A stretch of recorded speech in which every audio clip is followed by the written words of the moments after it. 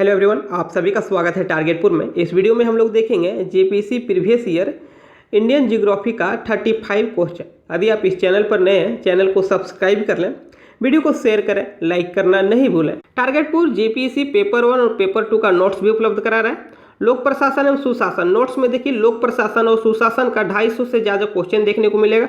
Current affairs और 30 test series शामिल है। साथ में आपको 45 प्रैक्टिस सेट, पेपर 1 का 15 और पेपर 2 का 30 प्रैक्टिस सेट मिलेगा। इसके लिए क्या करना हुआ, दिए गए व्हाट्सएप नंबर पर आपको संपर्क करना हुआ। लेट नहीं करते हुए शुरू करते हैं आज का क्वेश्चन। देखिए, निम्न जोड़ों में कौन सा जोड़ा सही नहीं है। पहला क्वेश्चन है, निम्न जोड़ों में कौन सा जोड़ा सही नहीं है। भारत का कुल क्षेत्रफल 3.28 मिलियन वर्ग किलोमीटर है, बिल्कुल सही है।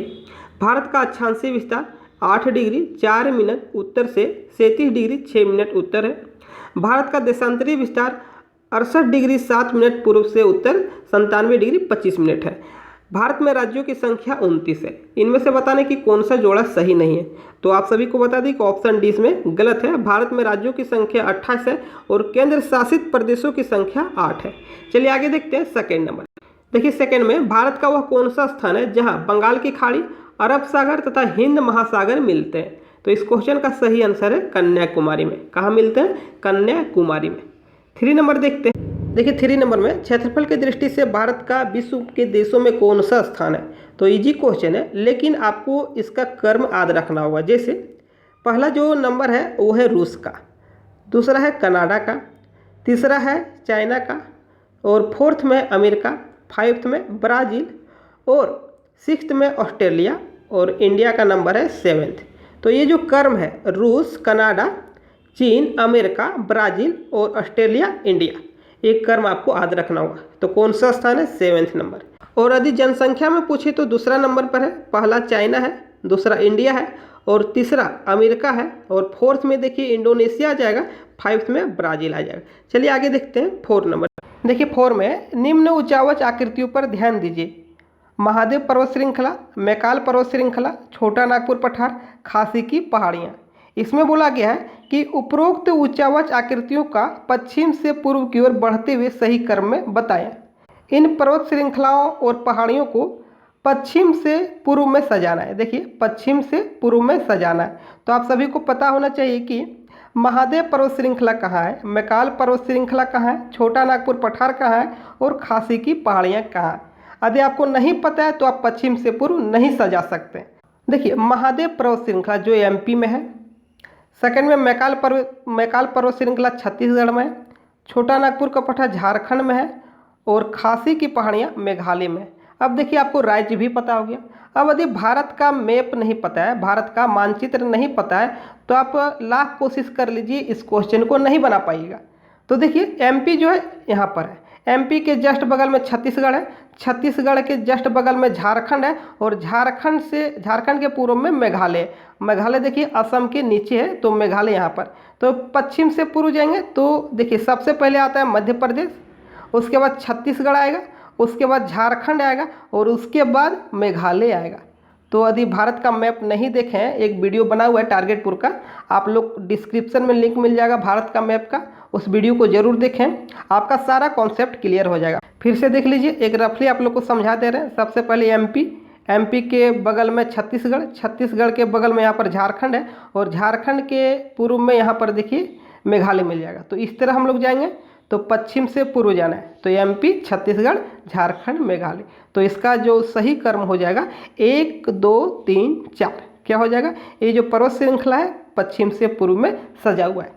आगे हम लोग देखते हैं क्वेश्चन नंबर 5। देखिए 5 में देखिए, निम्न में कौन सा जोड़ा सही है। इंद्रावती, देखिए इंद्रावती नदी उड़ीसा से निकलकर छत्तीसगढ़ में प्रवाहित होती है। आगे देखिए भीमा नदी, भीमा नदी जो है ये महाराष्ट्र और कर्नाटक में प्रवाहित होती है।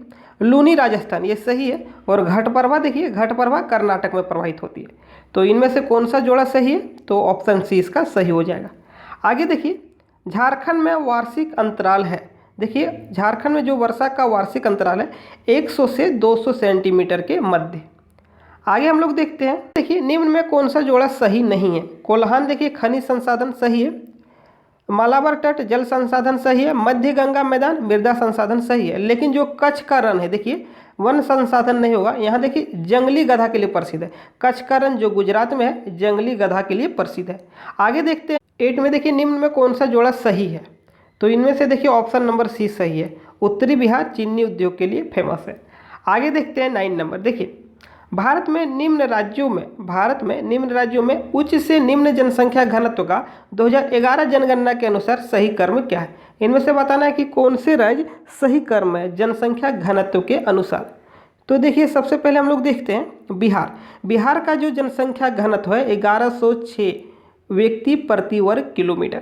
बिहार का 1106 और पंजाब का 551। उसके बाद हम लोग झारखंड का देखते हैं तो 414 414। और उसके बाद देखिए उत्तराखंड का जो है 189 व्यक्ति प्रति वर्ग किलोमीटर। अब इसे क्या करना है, सही क्रम में सजाना है। तो सबसे पहले क्या आएगा, देखिए सबसे पहले आएगा बिहार, उसके बाद पंजाब आएगा, उसके बाद झारखंड, उसके बाद उत्तराखंड। तो इस क्वेश्चन का सही आंसर है ऑप्शन नंबर सी। आगे देखते हैं, देखिए 10 में है निम्न में कौन सुमेलित नहीं है। थारू जनजाति उत्तर प्रदेश में है, भील जनजाति राजस्थान में है, गद्दी जनजाति मध्य प्रदेश में नहीं है, मुंडा जनजाति झारखंड में है। तो ऑप्शन नंबर सी इसका सही हो जाएगा। तो गद्दी जनजाति कहाँ पर है, तो गद्दी जनजाति जो है हिमाचल प्रदेश में है। कहाँ है, हिमाचल प्रदेश में। 11 में देखिए ग्रेट हिमालय की ऊंचाई क्या है। तो इस क्वेश्चन का सही आंसर हो जाएगा जो ग्रेट हिमालय की ऊंचाई है 8850 MEASL। देखिए MEASL होता है मीटर एबव सी लेवल।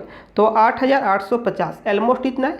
आप लोग को पता होना चाहिए भारत का जब हम लोग मैप देखते हैं तो भारत का ऊपरी छोर देखिए उत्तर इलाका, तो सबसे पहले आता है ट्रांस हिमालय, उसके बाद देखिए बृहद हिमालय जिसे ग्रेट हिमालय भी बोला जाता है, उसके बाद देखिए लघु हिमालय तो मध्य हिमालय बोला जाता है, और सबसे अंतिम में होता है शिवालिक। क्या होता है, शिवालिक। देखिए जब हम लोग भारत का भूगोल पढ़ते हैं तो भारत के उत्तर में विशाल पर्वत श्रृंखलाओं को पढ़ते हैं। भारत के उत्तर भारत की विशाल पर्वत श्रृंखलाओं को पढ़ते हैं जिसमें से हिमालय भी आता है। तो हिमालय को देखिए सबसे पहले ट्रांस हिमालय में बांटा गया, उसके बाद बृहद हिमालय तो ग्रेट हिमालय में, उसके बाद देखिए लघु हिमालय तो मध्य हिमालय, और सबसे अंत में शिवालिक। इस क्रम को आप लोग याद रखिएगा। सबसे पहले ट्रांस हिमालय, उसके बाद ग्रेट हिमालय तो महान हिमालय, उसके बाद क्या आता है लघु हिमालय तो मध्य हिमालय, और सबसे अंत में शिवालिक आता है। देखिए ट्रांस हिमालय में 3 पर्वत श्रेणियाँ आता है। कौन कौन, काराकोरम, दूसरा देखिए लद्दाख पर्वत श्रेणी, और तीसरा जास्कर। इसे याद रखिएगा। ट्रांस हिमालय में काराकोरम, लद्दाख और जास्कर। और काराकोरम पर्वत श्रेणी में भारत की सबसे ऊंची पर्वत चोटी केटू तो जिसे बोला जाता है गॉडविन ऑस्टिन। क्या बोला जाता है, गॉडविन ऑस्टिन स्थित है। कहाँ पर, काराकोरम में। अब देखिए भारत की सबसे ऊंची चोटी बोला गया है। बहुत बार आप लोग को कन्फ्यूजन हो जाएगा कंचनजंगा में, बहुत बार, और अच्छे स्टूडेंट यहाँ फंस जाते हैं कंचनजंगा और केटू गॉडविन ऑस्टिन, क्योंकि कंचनजंगा भी भारत की सबसे ऊंची पर्वत श्रेणी है। केटू तो गॉडविन ऑस्टिन इसे भी भारत का सबसे ऊंची चोटी माना जाता है। अब ऐसे में दोनों में डिफरेंस क्या है, कंचनजंगा इसे भी भारत की सबसे ऊंची चोटी जो सिक्किम में है, कंचनजंगा कहाँ है, सिक्किम में, भारत की ऊंची चोटी माना जाता है, सबसे ऊंची चोटी, और केटू गॉडविन को। अब इसमें डिफरेंस क्या है, ध्यान से समझिए। देखिए सबसे पहले देखेंगे कंचनजंगा पूर्णतः भारत में स्थित है। सिक्किम राज्य में कंचनजंगा पूर्णतः भारत में है, और जो केटू है गॉडविन ऑस्टिन है ये वर्तमान समय में पीओके में है। कहाँ है, पीओके में है। अब देखिए पीओके किसके हिस्से में, पाक के हिस्से में, पाकिस्तान के हिस्से में पीओके है, क्योंकि उन्होंने कब्जा कर लिया। अब देखिए इंडिया वाला बोलता है, भारत बोलता है कि पीओके हमारा है, वास्तविकता यही है, भारत का ही पीओके है, और पाकिस्तान बोलता है कि पीओके हमारा है क्योंकि उन्होंने कब्जा करके रखा है। ऐसे में और भारत के विभिन्न जीके किताबों में केटू तो गॉडविन ऑस्टिन को भारत की सबसे ऊंची चोटी बताया गया, और कंचनजंगा को भी बताया गया। ऐसे में जब भी क्वेश्चन पूछा जाएगा उसमें दोनों ऑप्शन नहीं रहेगा, केटू और कंचनजंगा दोनों ऑप्शन नहीं रहता है, कोई एक ऑप्शन रहता है। लेकिन आपको समझने के लिए याद रखिएगा केटू जो है वर्तमान में पीओके में है, और कंचनजंगा वर्तमान में पूरी तरह से भारत में है। चलिए आगे देखते हैं। अभी हम लोग देखें कि ट्रांस हिमालय में 3 पर्वत श्रेणियाँ हैं। कौन कौन, काराकोरम, लद्दाख और जास्कर, और काराकोरम में K2 है। अब देखिए काराकोरम में ही 4 हिमनद ग्लेशियर है जहाँ से क्वेश्चन पूछा जाता है। पहला देखिए सियाचिन, क्या है सियाचिन। सेकंड देखिए हिस्पर, क्या है हिस्पर है। 3 में देखिए बियाफो है, 3 में बियाफो है। और 4 में जो है बालाटोरा है, क्या है सॉरी बालटोरा है, 4 में बालटोरा है। तो सियाचिन सभी लोग याद रखते हैं, लेकिन हिस्पर, बियाफो और बालटोरा याद नहीं रखते। तो 4 जो हिमनद ग्लेशियर है काराकोरम में। चलिए अब हम लोग देखते हैं 12 नंबर। देखिए हिमालय की रचना समांतर वलय श्रेणी से हुई है, समांतर वलय श्रेणियों से हुई है, जिनमें से प्राचीन श्रेणी है। अभी आप लोग को बताएं कि 4 श्रेणी है, कौन कौन।